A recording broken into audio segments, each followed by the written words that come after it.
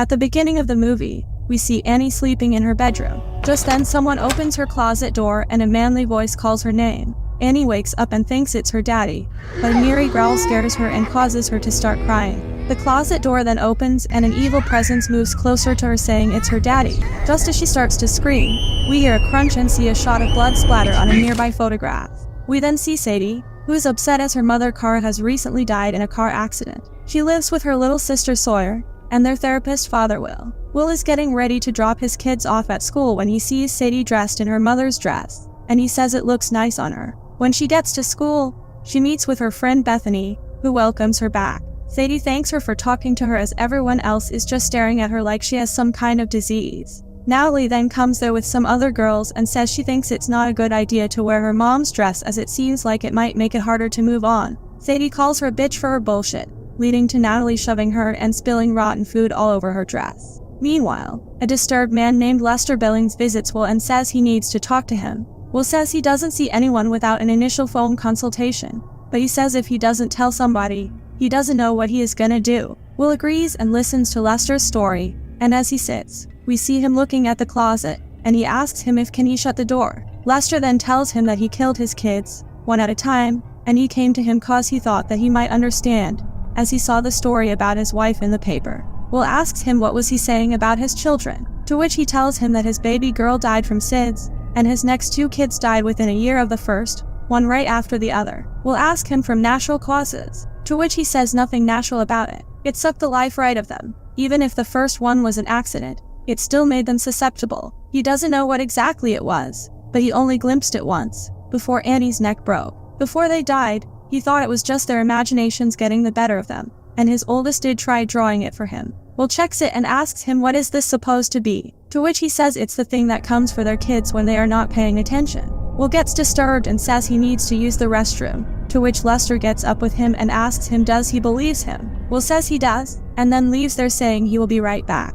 Outside, he calls the police and tells them that he has a man in his office who might be dangerous. Meanwhile, we see that Sadie has come home to change but Will didn't know about it. She puts her dress in the washing machine, and we see Lester watching her from a distance, but she doesn't notice him. She then hears some noise and begins going towards the stairs, when suddenly her foot falls on the blood due to which she gets spooked and falls, but it turns out to be painting colors coming out of her mother's art studio. She goes in and gets shocked to see that her mother's studio is trashed. Her family painting was also destroyed, and when she bent down to check it, she hears some thumping and muffled chatter from inside the closet. She walks towards the closet in fear, but when she enters, she sees no one there. However, we see Lester's body hanging in the door. Only then Will comes there and asks her if she is okay, and before he could tell her about Lester, they both get terrified seeing him hanging on the door. Later that night, Sawyer tries to sleep but is spooked by her closet door opening hard, and then an entity crawls under her bed. When she looks under the bed, she sees a monstrous figure growling at her, causing her to fall out of her bed and hit her lip.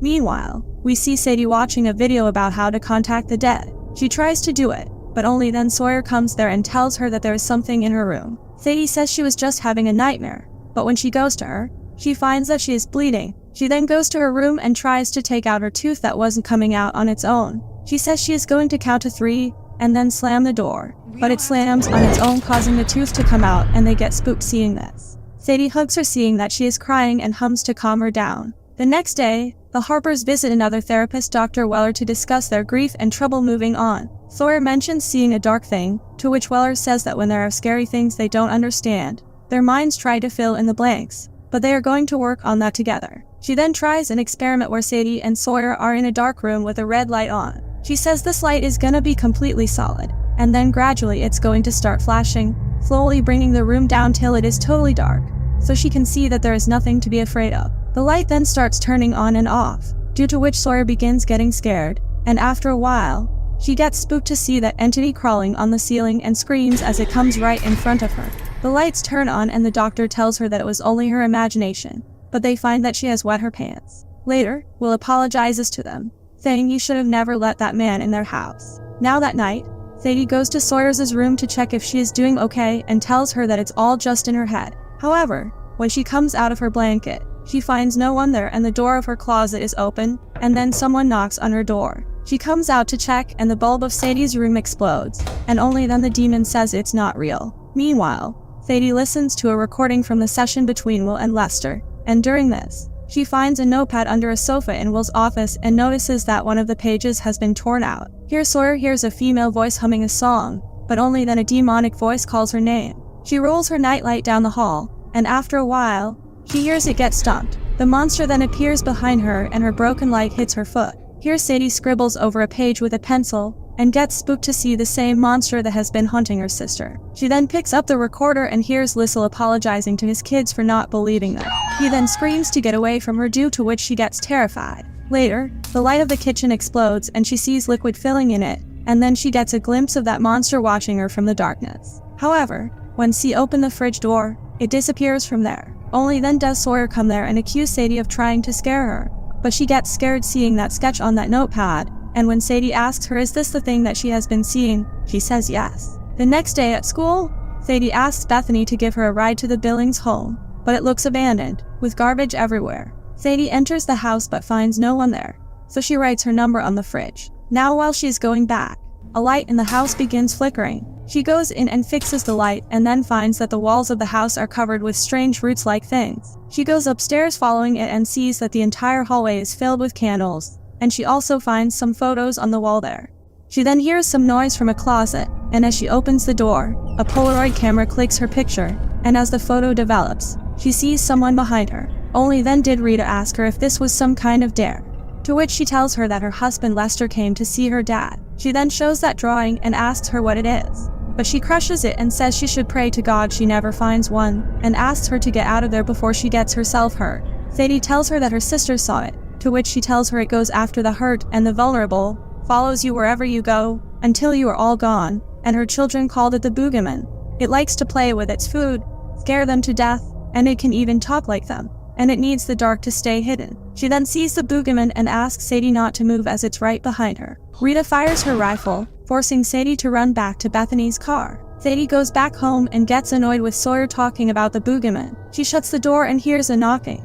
But when she goes to tell Sawyer off again, the door breaks open, and something appears to force its way down Sadie's throat. She wakes up in her bed as if it was a nightmare, but she coughs profusely. She walks out of her room hearing some noises, and when Sawyer also comes out, she signals her to stay in her room. She goes into her mother's room to check and finds that it's empty, and only then Will comes out holding a box of Kara's belongings. She asks him what is he doing, to which he tells her that it's not a good idea for them to keep her stuff lying around. Sadie gets upset about it and says he doesn't even give a shit about Mom anymore, to which he says she doesn't even know how he feels. He realizes his mistake and apologizes to her and leaves there saying keep what she wants and take it down to the basement for him.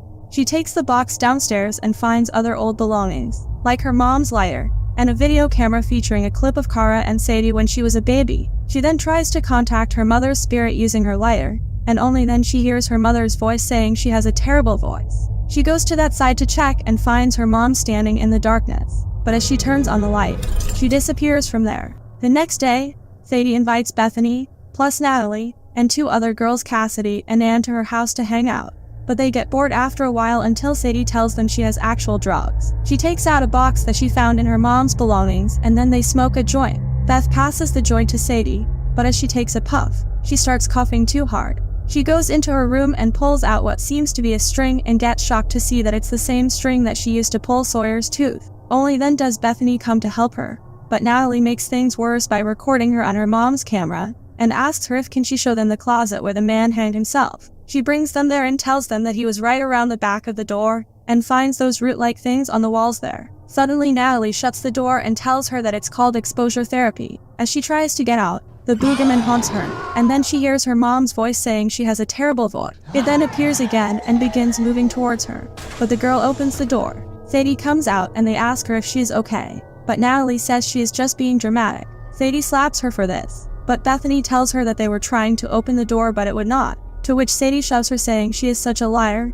and the girls leave the house telling Will that his daughter is psychotic. Meanwhile, Sawyer is playing PlayStation when she notices the boogeyman crawling around, due to which she gets scared and tries to hide. It then comes near the couch looking for her and then leaves there. Sawyer feels that she is safe now, so she gets up and sits on the couch, but only then it appears above the TV and jumps on her as she tries to flee, and then throws her against the TV. Later, she suddenly wakes up in the hospital, where Sadie tries to calm her down and Sayre tells her that it tried to kill her, to which Sadie says she knows and that she believes her. She then gets a call from Rita, who tells her that she found a way to get rid of it, and for that, she needs her help. During this, Sadie notices her dad sitting alone in a room.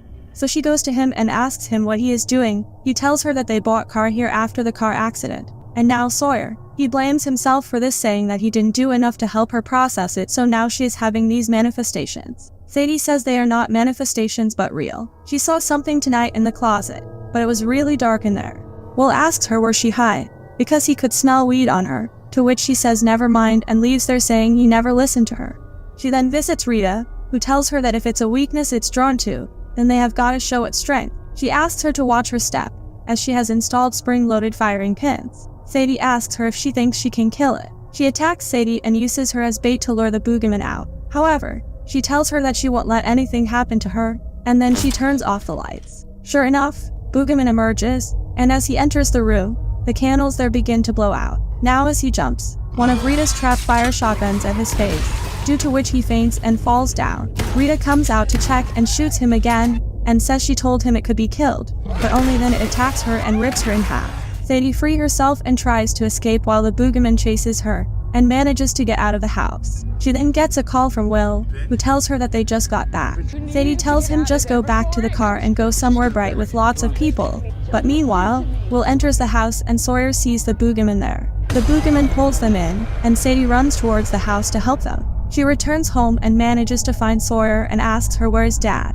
to which she tells her that it took him down there. Sadie says they are not going to lose him too, and then tells her that she saw it bleed so it can be hurt, and maybe they can stop it. She then goes to the basement to find Will, but Sawyer follows her and refuses to be left alone upstairs. Soon after, they find the boogeyman who held their father. He drops him and jumps on them to attack them, and then he disappears into the darkness. It then again attacks them, causing Sawyer to get unconscious, and then he jumps on Sadie. It then opens its mouth and begins sucking her life, but Will gets up and attacks him to save Sadie's life. Boogeyman throws him away, and when Sawyer runs to him, the Christmas lights get unplugged. Her dad gives her car's lighter, and when they try to leave there, the boogeyman appears in front of them, and as he jumps on them, Sawyer uses the hairspray, causing it to fall away. Sadie then tries to burn it with the fire, but soon after the spray runs out. Sawyer douses the boogeyman with lighter fluid, and Sadie throws her lighter at him, setting the monster on fire before it spreads through the whole house. The boogeyman crumbles to ashes as the Harpers flee the burning house. The family returns to Dr. Weller, looking to move forward from their trauma together. Just as they start to leave, Sadie hears Dr. Weller calling her to come back inside, but when she goes there, she finds that she is not in her office. Sadie then hears the closet door opening and starts to cautiously approach it before Dr. Weller comes back. Sadie then simply shuts the door, and the movie ends here. Thanks for joining us.